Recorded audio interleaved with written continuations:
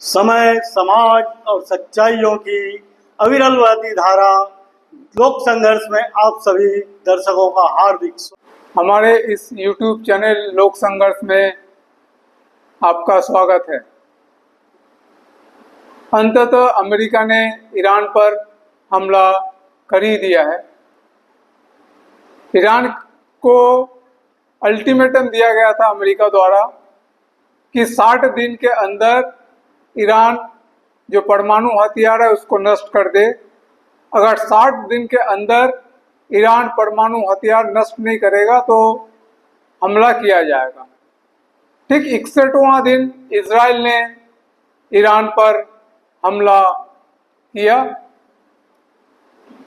और ये जो पटकथा है जो अमेरिका हर बार लिखता है, 2003 में जब जॉर्ज बुश राष्ट्रपति थे अमेरिका के, तब इराक के ऊपर जॉर्ज बुश ने हमला किया था। उस समय भी इराक के ऊपर यह आरोप था कि मास डिस्ट्रक्शन, विनाशकारी हथियार, सामूहिक विनाशकारी हथियार इराक के पास है। जैविक हथियार है, रासायनिक हथियार है। इस रासायनिक और जैविक हथियार होने के कारण इराक के ऊपर हमला किया गया है। अगर इराक पे हमला नहीं होता तो इराक अमेरिका पे हमला करता। यह तर्क 2003 में उस समय के जॉर्ज बुश ने यह तर्क दिया था। आज चेहरा बदल गया है। अब जॉर्ज बुश नहीं है अमेरिका के राष्ट्रपति। आज अमेरिका के राष्ट्रपति हैं डोनाल्ड ट्रंप। आज डोनाल्ड ट्रंप यह तर्क दे रहे हैं कि ईरान के अंदर परमाणु हथियार है, जबकि इंटरनेशनल एटॉमिक एनर्जी एजेंसी, उनके जो मुखिया है, उन्होंने यह बताया कि ईरान के पास ऐसा कोई हथियार नहीं है। अमेरिका के सेनेट में भी यह बात सामने आया कि ईरान के पास कोई परमाणु हथियार नहीं है। लेकिन जिस तरीके से इराक के ऊपर 2003 में हमला हुआ था, और जब बाद में इराक से कोई भी जैविक हथियार या रासायनिक हथियार बरामद नहीं किया गया, नहीं कर पाया अमेरिका ने, आज ईरान के ऊपर भी वैसी तरीके से हमले कर रहे हैं परमाणु हथियार होने के नाम पर। हम और आप जानते हैं कि पूरे मध्य पूर्वी देशों में एकमात्र इजराइल ही ऐसा देश है जिसके पास परमाणु हथियार है। लगभग 100 से लेकर 200 परमाणु हथियार इजराइल के पास है। Centre of strategic international study सन 2000 में जो रिपोर्ट दिया था, weapon in mass destruction in middle east, इस नाम पे जो 2000 में जो रिपोर्ट उन्होंने पेश किए थे, उस रिपोर्ट के मुताबिक सिर्फ इजराइल के पास ही 100 से लेकर 200 परमाणु हथियार थे। क्योंकि इजराइल अमेरिका के खास है, इजराइल अमेरिका के कहने के अनुसार चलते हैं, उनकी बातों को वो मानते हैं, इसलिए अमेरिका को इससे कोई नाराजगी नहीं है कि इजराइल के पास क्यों परमाणु हथियार है। भारत अगर परमाणु हथियार बनाएगा, चाइना अगर परमाणु हथियार बनाएगा, तो अमेरिका को बहुत तकलीफ होती है। लेकिन पाकिस्तान अगर परमाणु हथियार रखेगा तो अमेरिका को कोई दिक्कत नहीं है, क्योंकि पाकिस्तान अमेरिका के कहने के अनुसार चलते हैं, अमेरिका के कहने के अनुसार वो उठते हैं, बैठते हैं। तो जो देश अमेरिका के कहने के अनुसार चलेगा, जो देश अमेरिका की जो नीति है उस नीति को पालन करने का काम करेगा, वो देश अगर परमाणु हथियार रखेगा तो उससे अमेरिका को कोई लेना देना नहीं है, उसमें अमेरिका का कोई विरोध नहीं है। दरअसल परमाणु हथियार, जैविक हथियार, रासायनिक हथियार, ये तो एक बहाना है। असली निशाना है तेल पे कब्जा करना है, तेल का नियंत्रण कायम करना है अमेरिका को।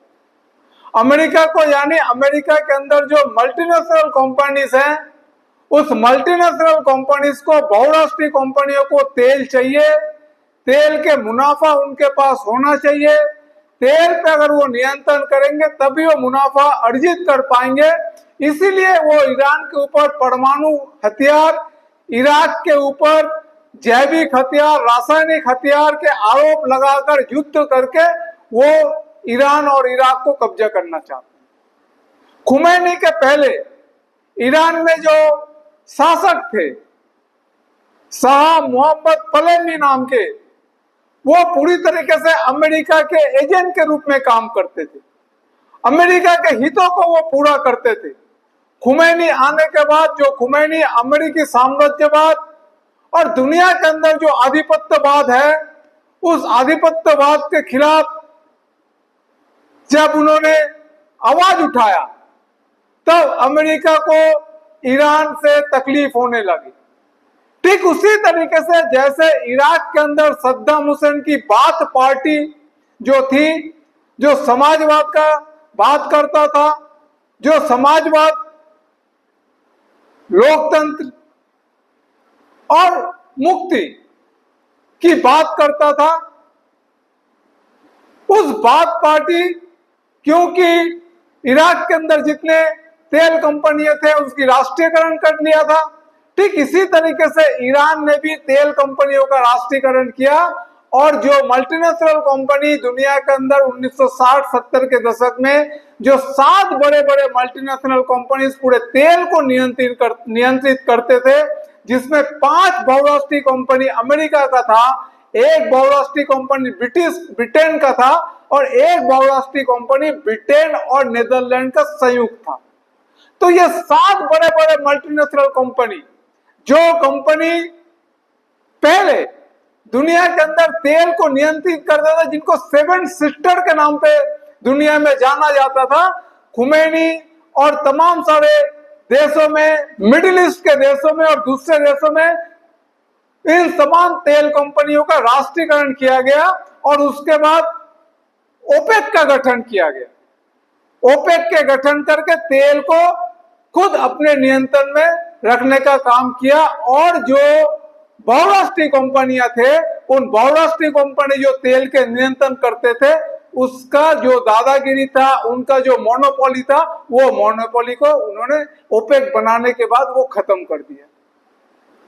तो अमेरिका को सबसे ज्यादा दिक्कत इसी बात पे है, क्योंकि वो तेल पे कब्जा करना चाहते हैं। उनकी मल्टीनेशनल कंपनी तेल से मुनाफा कमाना चाहते हैं, क्योंकि ईरान, इराक जैसे देश जब सद्दाम हुसैन था तब अमेरिका का विरोध करते थे, ईरान अमेरिका के विरोध करते थे, अमेरिका के कहने के अनुसार नहीं चलते हैं, अमेरिका जैसे चाहता है वैसे नहीं चलते हैं, इसलिए आज अमेरिका ईरान के ऊपर हमला किया। अमेरिका की ये दादागिरी, अमेरिका की ये आधिपत्यवादी जो नीतियां हैं, अमेरिका के अंदर जो मल्टीनेशनल कंपनीज, उस मल्टीनेशनल उन बहुराष्ट्रीय कंपनियों के मुनाफा को बढ़ाने के लिए आज वो पूरे दुनिया के अंदर अपना वर्चस्व कायम करने के लिए इस तरीके से दादागिरी में उतर के आए हैं। युद्ध का मतलब सिर्फ जिन 2 देशों में युद्ध हो रहा है उन 2 देशों की तबाही नहीं है, हमारे देश में भी इसका प्रभाव पड़ेगा। ईरान के अंदर अगर युद्ध होगा, ईरान के साथ अगर युद्ध होगा, जो ईरान पूरे दुनिया के तेल भंडार का 40% तेल ईरान के पास है और हमारे देश जो तेल 80% तेल आयात करते हैं, ईरान के अंदर युद्ध होने का मतलब है तेल की कीमत बढ़ना, तेल की कीमत बढ़ने का मतलब है हमारे देश के अंदर महंगाई बनना, हमारे देश के अंदर महंगाई बनने का मतलब है हमारे देश के जो आम जनता है उनकी जीवन को और खस्ता हाल में पहुंचा देना। तो युद्ध कोई भी समस्या का समाधान नहीं हो सकता है। आज हमारी देश के जो सरकार है, वो सरकार इजराइल के ऊपर ये दबाव नहीं बना पा रहा है कि इजराइल इस युद्ध को रोके, अमेरिका के ऊपर ये दबाव नहीं बना पा रहा है कि अमेरिका ये युद्ध को रोके। हमारी देश की सरकार को चाहिए कि ये युद्ध को रोकने के लिए उनको कारगर पहल करे। युद्ध का मतलब तबाही है, युद्ध का मतलब है गरीब लोगों के जीवन को और ज्यादा भयानक परिस्थिति में ले जाना। युद्ध होने का मतलब है जब हमारे देश के अंदर जो तेल के आयात होंगे, उस तेल की कीमत जब बढ़ेंगे तो स्वाभाविक रूप से हमारे देश के अंदर जो सामाजिक सुरक्षा पे सरकार खर्च करती है, उस सामाजिक सुरक्षा में सरकारी खर्च में कटौती होंगे, यानी आम जनता की सुविधाओं में कटौती होंगी। ये लड़ाई जो युद्ध जो लड़ा जा रहा है, ये सिर्फ अमेरिका के मल्टीनेशनल कंपनियों के तेल पे नियंत्रण करने का मामला है। ये लड़ाई कोई परमाणु हथियार खत्म करने का नहीं है, क्यों उसके बाद भी अमेरिका इस तरीके से आक्रमण कर रहा है ईरान के ऊपर, इस तरीके से दादागिरी कर रहा है इजराइल के माध्यम से। और ये साफ अब ये स्पष्ट हो गया है कि इजराइल को जो युद्ध में धकेला है वो अमेरिका ने धकेला है, और अमेरिका ईरान को घेरने के लिए पूरे मिडिल ईस्ट के जितने भी कंट्री है वहां पे अपने सैनिक अड्डा बना के रखा है, ताकि ईरान को नस्तानाबूद किया जा सके, ताकि ईरान के अंदर जो सरकार है उस सरकार को बदला के अपने पिट्ठू सरकार कायम किया जा सके। अमेरिका की जो मल्टीनेशनल कंपनीज है, उन मल्टीनेशनल कंपनीज की जो दादागिरी है अपने मुनाफा कमाने के लिए पूरे दुनिया में जो युद्ध को झोंका जा रहा है, इसको रोकना जरूरी है। युद्ध का मतलब है कि जो हथियार है, और वो हथियार का उत्पादन बहुराष्ट्रीय कंपनियां करते हैं, अमेरिका के बड़े बड़े कंपनियां करते हैं। युद्ध का मतलब है मल्टीनेशनल कंपनी जो हथियार तैयार करते हैं, उस हथियार की खरीदी बिक्री में बढ़ोतरी होगी। हथियार की खरीदी बिक्री की बढ़ोतरी का मतलब है हथियार बनाने वाले जो बहुराष्ट्रीय कंपनी है, वो बहुराष्ट्रीय कंपनियों का मुनाफा और ज्यादा तेजी के साथ बढ़ेगा। तो ये इसमें अमेरिका को मुनाफा होगा, अमेरिका के मल्टीनेशनल कंपनीज को मुनाफा होगा, चाहे वो हथियार बनाने वाला कंपनी हो, चाहे वो तेल के कंपनियां हो। आज दुनिया के जो 7 सिस्टर थे, जो बड़े बड़े 7 कंपनियां थे जो पूरे दुनिया को में तेल को नियंत्रित करते थे, आज वो 7 बड़े बड़े कंपनियां नहीं है। आज दुनिया के अंदर सिर्फ 5 मल्टीनेशनल कंपनियां हैं, और उस 5 जो मल्टीनेशनल कंपनी है उसमें से 3 मल्टीनेशनल कंपनी जो है वो आपके अमेरिका के है। तो इसीलिए अमेरिका चाहता है कि किसी भी कीमत पे ये जो ईरान के अंदर जो तेल है वो तेल पे कब्जा किया जा सके, और तेल पे नियंत्रण करके अमेरिका अपनी आर्थिक स्थिति को सुधार सकता है। आज अमेरिका तेल की जो राजनीति कर रहा है, इसके पीछे कारण यह है कि अमेरिका जितना तेल उत्पादन करता है उससे ज्यादा वो तेल उसको आयात करना पड़ता है। और अमेरिका के खुद के रिपोर्ट के मुताबिक जो 2000 सन के पहले जो रिपोर्ट 2000 सन के पहले अमेरिका में जो रिपोर्ट आया था, उसके मुताबिक अमेरिका अगर 3 लीटर पेट्रोल खर्च करता है, उसमें से 2 लीटर पेट्रोल अमेरिका को आयात करना पड़ता है। तो अमेरिका तेल पे इसलिए कब्जा करना चाहता है कि अमेरिका की पूरी अर्थव्यवस्था को परिवर्तन करना चाहता है। अमेरिका जितना तेल उपयोग करता है उसके लगभग 55% तेल उनको बाहर से आयात करना पड़ता है। हर 3 लीटर तेल में से 2 लीटर तेल अमेरिका को आयात करना पड़ता है। पूरे दुनिया में जो पेट्रोल है उसका 1/3 मोटर गाड़ी चलाने में खर्च किया जाता है, लेकिन अमेरिका एकमात्र ऐसा देश है जहां पे मोटर गाड़ी के पीछे 2/3 पेट्रोल खर्च करना पड़ता है। वहां पे मोटर गाड़ियों की संख्या इतनी ज्यादा है, मोटर गाड़ी बंद नहीं किया जा सकता है, मोटर गाड़ी वहां पे कम नहीं किया जा सकता है, क्योंकि अगर मोटर गाड़ी की संख्या कम होगी अमेरिका में तो मोटर गाड़ी की जो मल्टीनेशनल कंपनी है उनके मुनाफा में कमी होगी। तो मोटर कंपनियों के मुनाफा को बरकरार रखने के लिए वहां पे मोटर गाड़ियों की संख्या कम नहीं किया जा सकता है। और अमेरिका के राजनीति में जो कार की जो लॉबी है, मोटर गाड़ियों की जो लॉबी है, उसकी बहुत ज्यादा दबदबा है, उनकी बहुत ज्यादा आधिपत्य कायम है अमेरिका के राजनीति में। इसलिए अमेरिका की जो सरकार है वो सरकार मोटर गाड़ी कंपनी के ऊपर कोई हमले नहीं कर सकते हैं, उनके मुनाफे में कोई हमले नहीं कर सकते हैं। अमेरिका के अंदर जो तेल उत्पादन किए जाते हैं उसका जो खर्च बैठता है और मध्य पूर्वी देशों से जो तेल निकाला जाता है उसका जो खर्च बैठता है उसमें जमीन आसमान के अंतर है। मध्य पूर्वी देशों में जो तेल उत्खनन के जो खर्च होते हैं, अगर यहाँ पे प्रति लीटर 2 रुपए खर्च होते हैं तो अमेरिका में 20 रुपए खर्च होते हैं।